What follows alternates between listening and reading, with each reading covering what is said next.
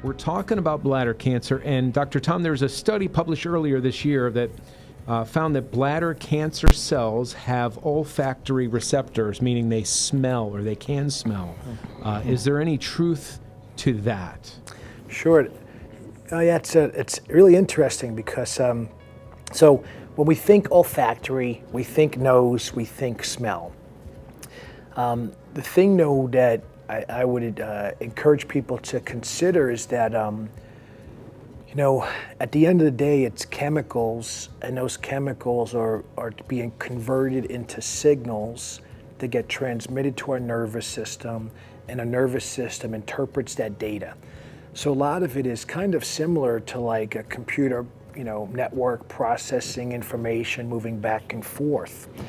So if we think of olfactory receptors as just input tools, then any chemicals that could attach to those receptors could provide input that could lead to some sort of change in the body. And so I wouldn't look at it as, hey, cancer cells can smell.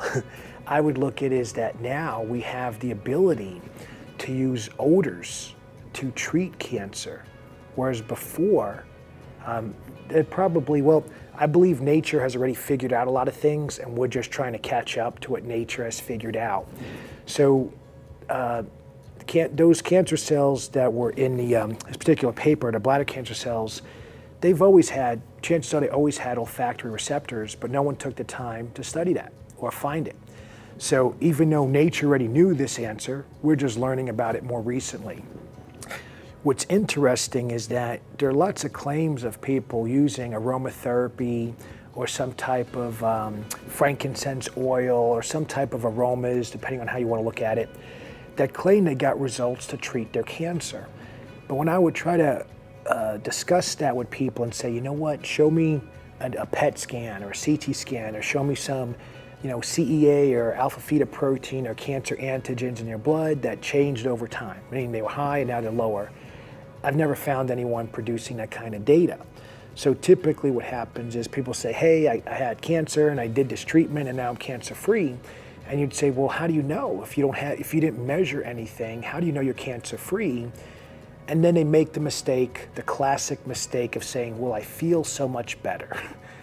And we already know you can't feel the cancer growing, because if you did, there'd be no reason for testing. I'd just say, hey, Matt, how many cancer cells do you have right now? And you'd be able to tell me, and we'd be able to kill it off. You'd say, oh yeah, they're all gone. There'd be no reason for testing.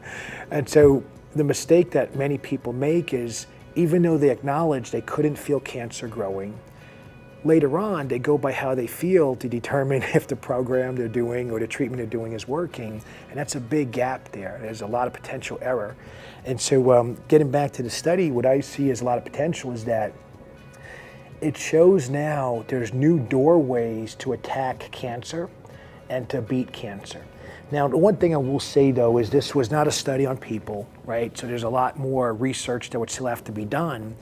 But I would also argue that there doesn't appear any harm. You know, so imagine if you come in and I got this, you know, this, I should have wrote down the oil they used. I'm drawing a blank on it.